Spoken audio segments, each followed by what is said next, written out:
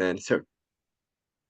All right. So Koen is from the Netherlands and has lived in Papua New Guinea for the last 20 years. He works as a multilingual technology consultant and Bloom trainer. He's also managing the Education for Life team in Papua New Guinea. So far, the Education for Life team has created more than 1,300 free Bloom books and have provided more than 200 solar projector kits to schools in Papua New Guinea. And Koen will be talking to us about some of that work. Koen, over to you. Thank you, everyone. Let me see if I can get all of this running on my little laptop instead of working in my office. I'm actually in my home. That all feels a little weird, having just one little screen instead of two big ones. There we go. All right.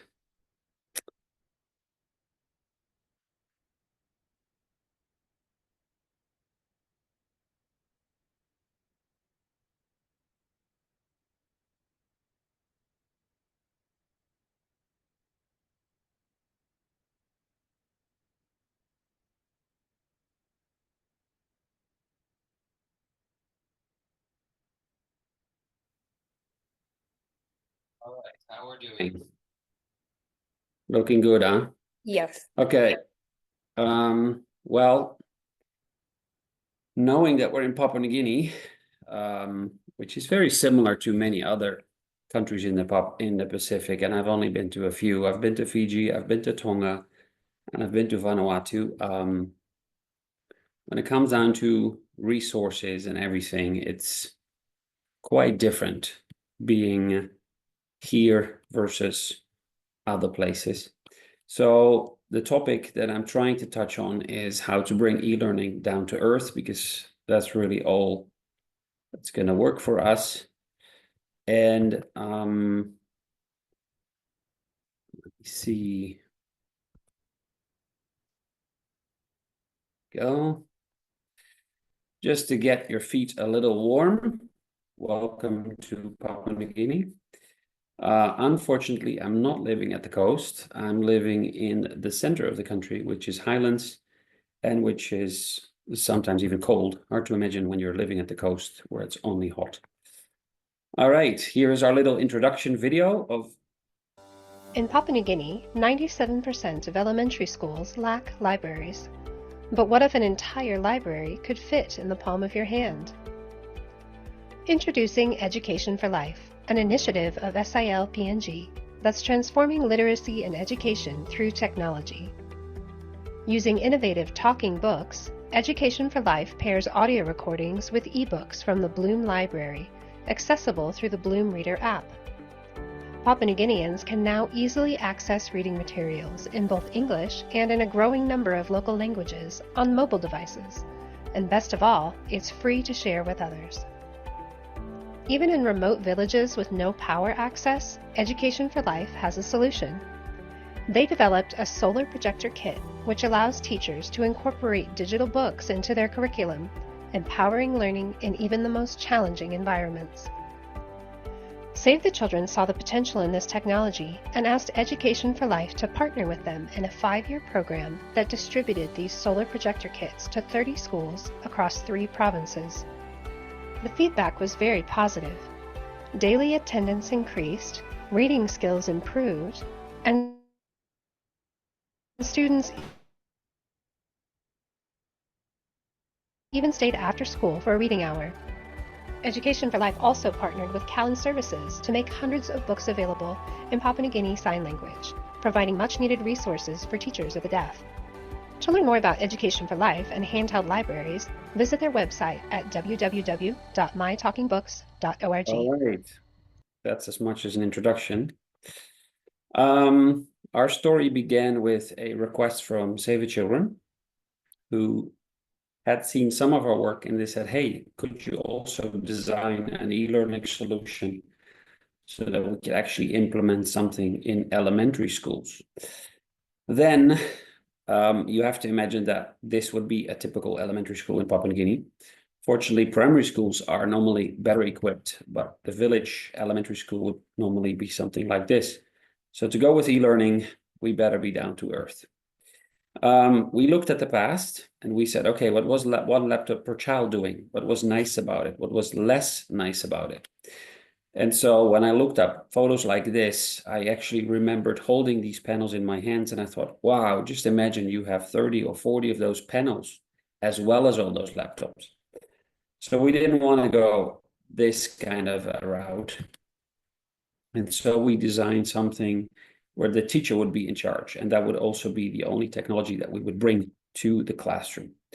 Save the Children had their RISE program from 2017 to 2021, and they implemented our Solar Projector Kit to 30 schools in the country and followed them for 3 whole years with a midline, endline study and a big report. So this was basically the real start of what we were doing. And in the kit, you only find the solar panel, a battery, a projector, and a smartphone. And that was good enough to really make an impact on these schools. We then were, of course, in the time where Elon Musk was throwing his 50 million prize, the X prize for e-learning. And one of the requirements that he threw was, okay, if you want to join this thing, you better bring open source solutions, which was really wonderful in some ways. But in some ways, to me, it's not so wonderful, because if you throw in a solution which is code, then you also know you close the door for many of the people you actually want to work with. So we wanted a no-code solution. And so that's where we come here. And that's what I call our EFL recipe for e-learning. There's 3 components that will then lead to an app on Google or on the App Store. And the first one is Bloom. We're going to just quickly look at Bloom. And I think the only word that is important there, it's templates. All these books act as templates because they're really easily translated into another language. It starts with the Bloom editor on your computer. And I went to quickly.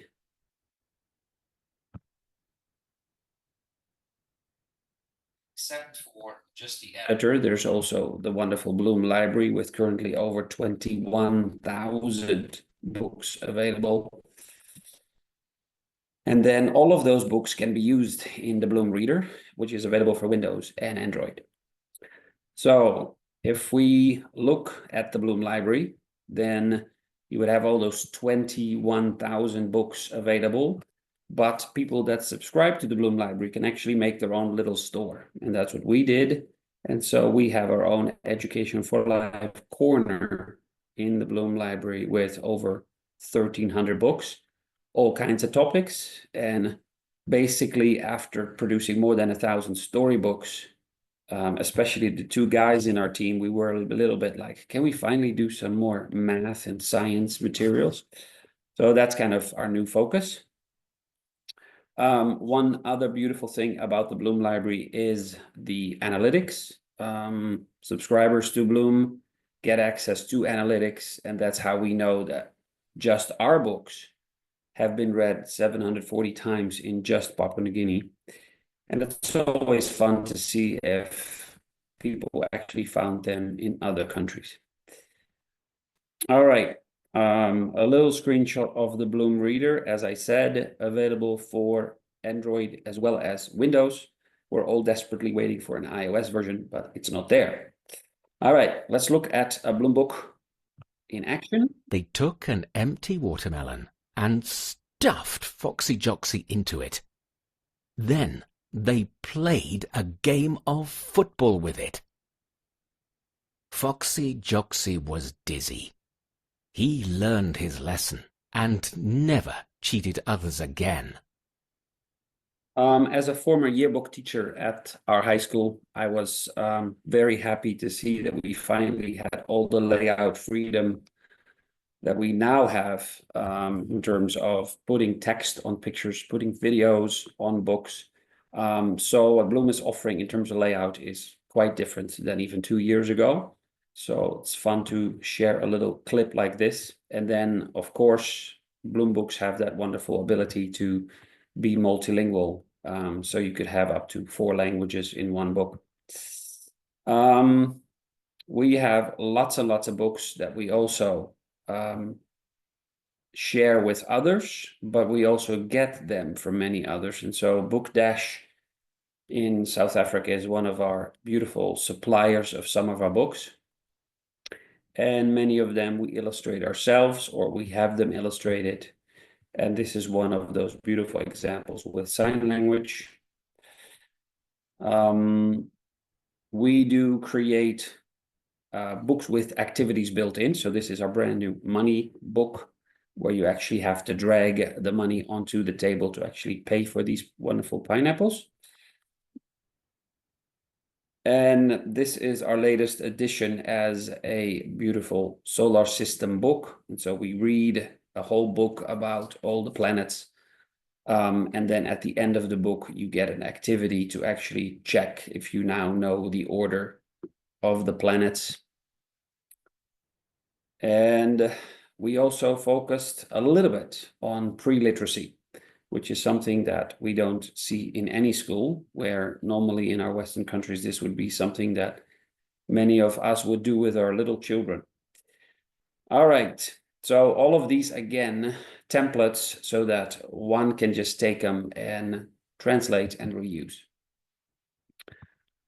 All right, let's look at the second one, LinguaBits.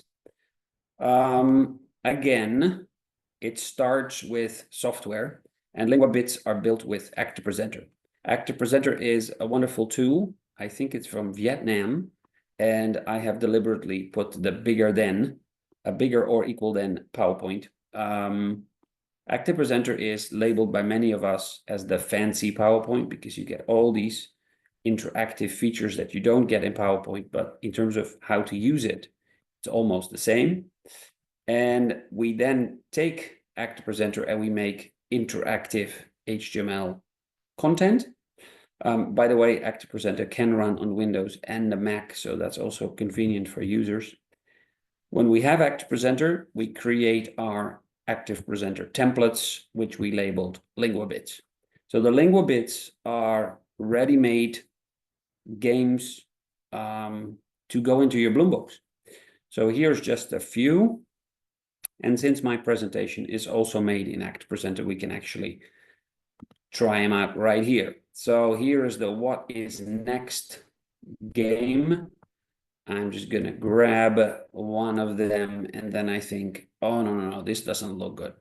So let me correct that, and it pushes the green one out, shows that I've actually already used it, and the correct one is in, and I can just hit submit.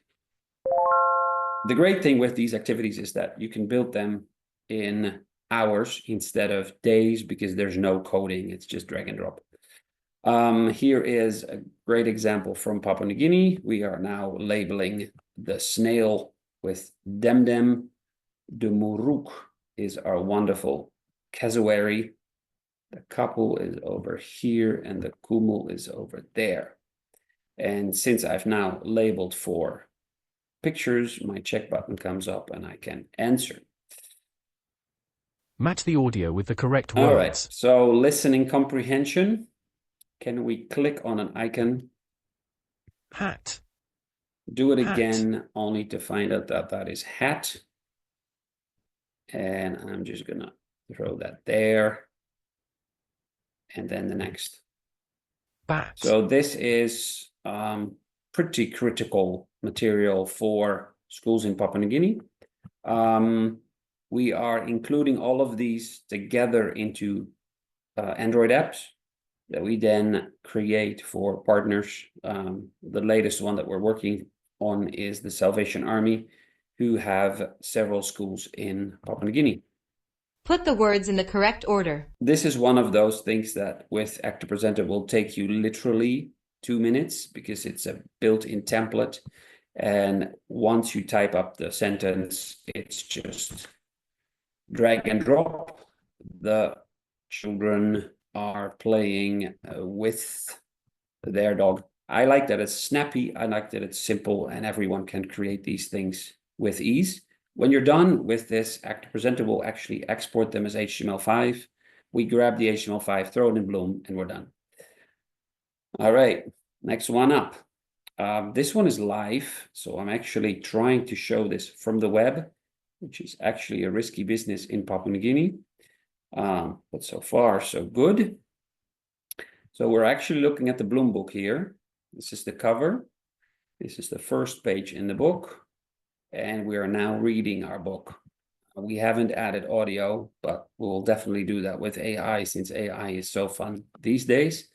So going through the book, I can read it or I can just drag the slider along and I'm just going to go fast. And then at the end, it tries to load my activity, which is actually quite fast this time because we're online and it's in the middle of the night.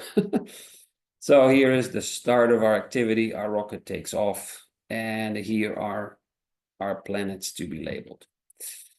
All right, so the first one we need to label is Earth. And so when you look at this, you might say, oh, that's pretty cool, but nothing special. But remember, there's no coding here. And to us, this is awesome because for anyone else that speaks another language, you could translate these with ease and you have this whole activity to your liking. All right, me as a math teacher had a little fun with some of our math activities. And so I'm trying to label coordinates, -4, 5, bang, and it's snapping them into place. 3, -4, and 2, 2. So what I like about this is it doesn't need to just be good on a computer, but this also needs to be doable on the phone because that's where most of these books are read anyway. So when designing them, you need to sort of watch out for, aren't my objects too small? So in terms of use, it's good enough. In terms of building this takes 15 minutes to build. So going back to the X prize from Elon Musk, $15 million. Yeah, that was a lot of code. This is all no code. And in that way, I think carries quite far in a Pacific where at the Ministry of Education where I've been, I've never encountered anyone able to code where this would be something that I would be willing to teach, no problem. All right, we came to our last one, which is the Reading App Builder, which is actually SIL software available for Windows and Mac. It's completely free. It will allow you to export apps to iOS and Android, and those you can then publish to the App Store or to Google Play. This is the interface from the Reading App Builder. And I'm not going to talk much about AI, but of course we do because everyone uses AI and everyone is thrilled about it. So this is one of the things that I was most surprised with. The original photo is of course copyrighted, and that's where so much of our work stops because we cannot use it or reuse it or share with our partners. So the original photo is by me, luckily, but imagine it was someone else's photo. Then I just upload this and throw it into a Reimagine AI generator, and I get something which is in many ways almost as pretty. So that definitely is just a thing to consider when making e-learning materials. And to finish off with is a really fun thing about OpenAI. OpenAI, the guys behind ChatGPT, have created a new text-to-speech editor, and they're actually able to tell jokes these days. So let's see if that runs. A man walked into a bar with a parrot on his shoulder. The bartender said, "Where'd you get that?" The parrot replied, "In the same place you got your haircut." I think it's quite a fun joke, but I was completely flabbergasted with how well that sounds and how natural. So AI for storybooks for the longest time for us was not done, and that's why we just hired professional voices. we are probably going to reconsider what we said there 6 months ago. Here is our current app collection at mytalkingbooks.org, our website. You can download these. Some of them are just being downloaded from the website. Some of them are already up in the Play Store. And some of them we just built for partners. And here are some links. This whole presentation is currently online. So I'll paste the link in the chat. And then when you want to watch it, you just click on the link and then everyone can have another look. All right, thank you, everyone. I'll stop sharing.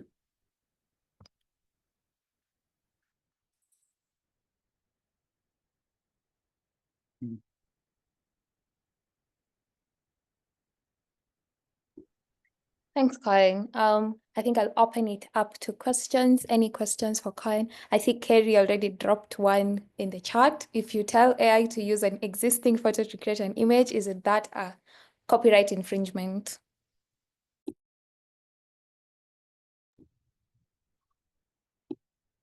I haven't studied copyright law, but I think that when we look at AI, AI trained on all these images that have always been available on the web. And so I don't know what the current status is of all the talk around it, but what I do know is that the practicality is that everyone is using it, and I don't think anyone will ever come to the point where someone will say it's not allowed because it's just a wonderful way of doing business.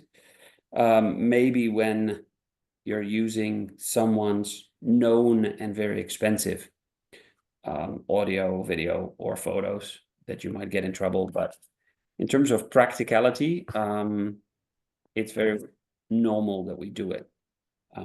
That's just my basic experience with it. Yeah, I'm not a lawyer, but while I think it's true that you probably won't get sued, I think that is like to take a particular image is infringing on the copyright of that image. And I think it depends, like whether people care depends a lot on whether it's an image that somebody like a professional photographer has taken and, you know, they earn their living based on that, or whether it's like from my Facebook page, you know, that kind of thing. But I don't think I just have to say, I don't think it's a good practice. Like just because everybody does it doesn't make it legal. Like when you ask AI to make an image, it's drawing from like various images, which is a little bit of a gray area copyright wise, because it could still be kind of taking things that it shouldn't, and you don't know that. But to give it a specific image, if it's not like your own, that you're like, I mean, that one was yours. You can say, hey, I'm willing to give this to this project. But I don't think that's something that we should do. Yeah, I like that. Sabrina? Yeah, I guess I had a question. Just in terms of bandwidth, like, and you kind of mention it as you go, like, oh, you know, like we're, you know, this presentation might work or not because of, you know, in these remote villages, there might be challenges, but you can still these games and audio and like video, it doesn't create like a beast of a, you know, like can they actually use it? And so in my area, to have this online is completely useless because everyone in Papua New Guinea uses mobile internet. And so for us, the recipe of going with Bloom and then adding your interactivity, adding your book pages, your audio and everything, and zipping it up as an app means that people download the app onto their phone and we're completely offline. So when it comes down to our solution, we are always and completely offline, but people can go online to get an update to their app. But once the app is on your phone, you can go anywhere. And I think that's true for us, but definitely true for all these Pacific islands, because internet is never the landline, it's never the fiber, it's always mobile and so expensive.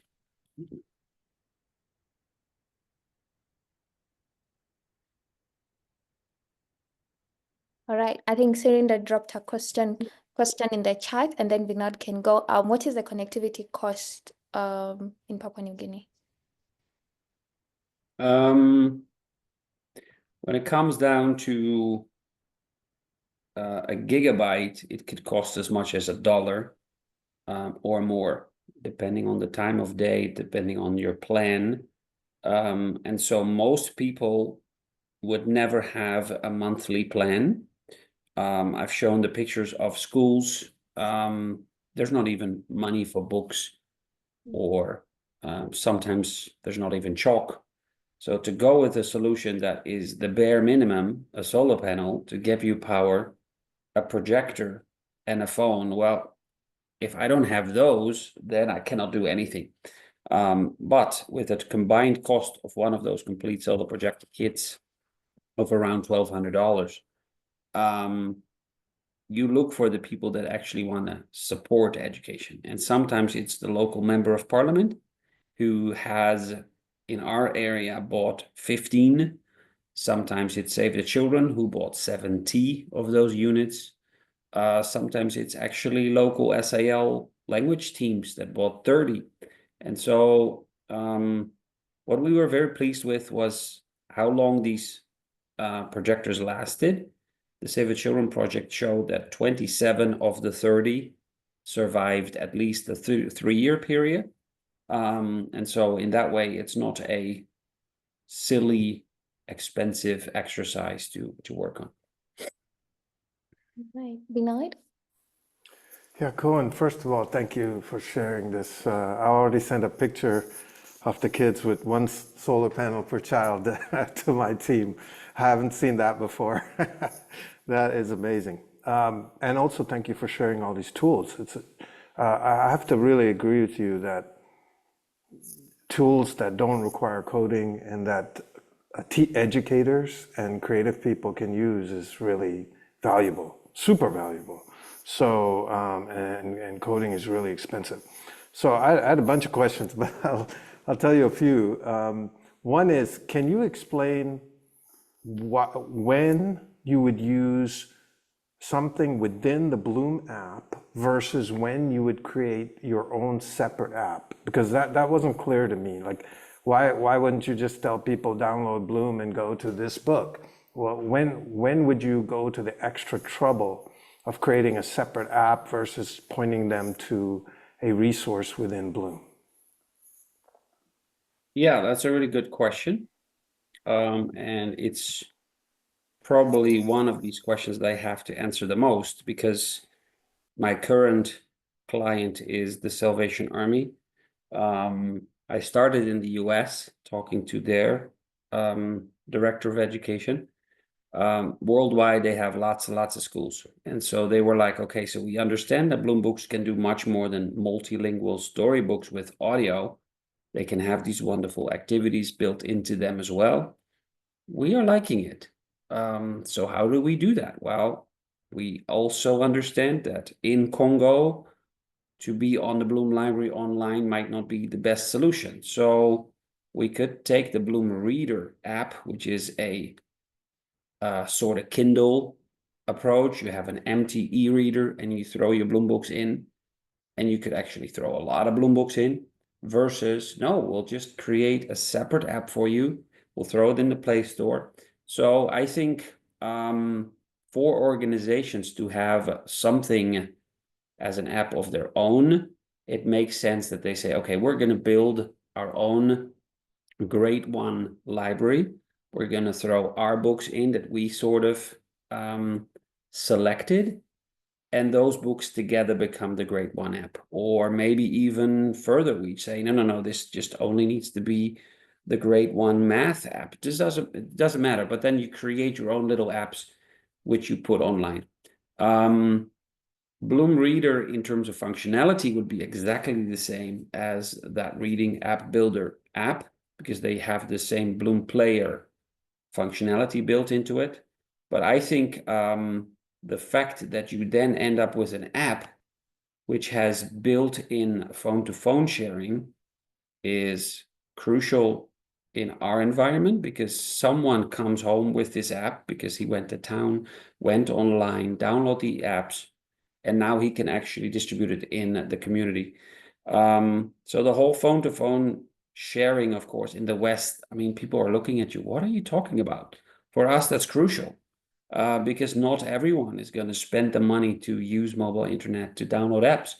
But as soon as one has them and you can just share them, the Bloom Reader, individual books, trying to share, it's super complicated.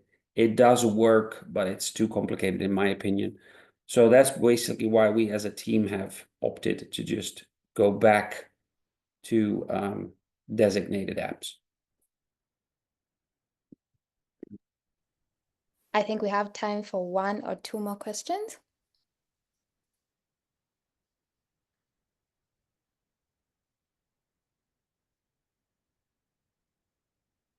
Anybody?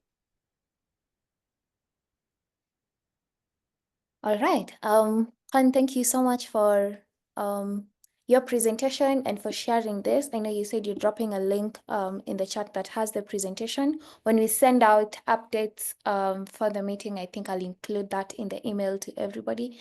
And if anyone would like to reach you, could you just confirm you're okay with me sharing your email address? No problem. All right. All right.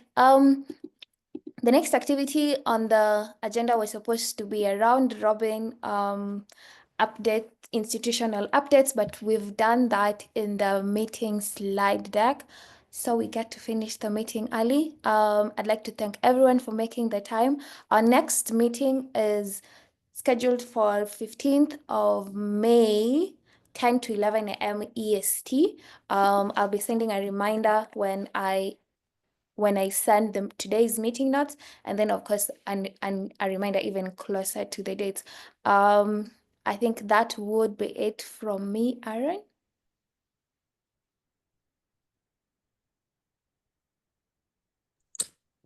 Yeah, and if you have an idea for what we should focus on in May,